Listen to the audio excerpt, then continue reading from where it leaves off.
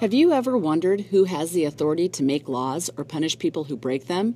When we think of power in the United States, we usually think of the president, but he does not act alone. In fact, he is only one piece of the power puzzle, and for very good reason. When the American Revolution ended in 1783, the United States government was in a state of change. The Founding Fathers knew that they did not want to establish another country that was ruled by a king.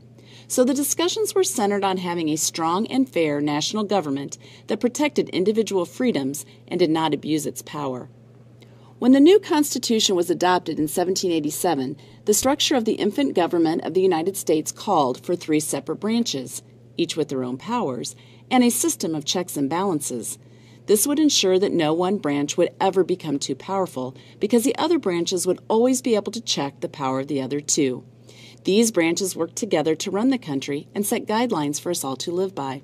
The legislative branch is described in Article 1 of the U.S. Constitution. Many people feel that the Founding Fathers put this branch in the document first because they thought it was the most important. The legislative branch is comprised of 100 U.S. senators and 435 members in the U.S. House of Representatives. This is better known as the U.S. Congress. Making laws is a primary function of the legislative branch, but it is also responsible for approving federal judges and justices, passing the national budget, and declaring war. Each state gets 2 senators and some number of representatives depending on how many people live in that state. The executive branch is described in Article 2 of the Constitution. The leaders of this branch of government are the president and vice president, who are responsible for enforcing the laws that Congress sets forth.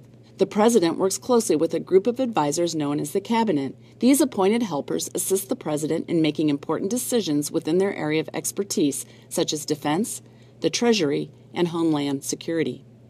The executive branch also appoints government officials, commands the armed forces, and meets with leaders of other nations.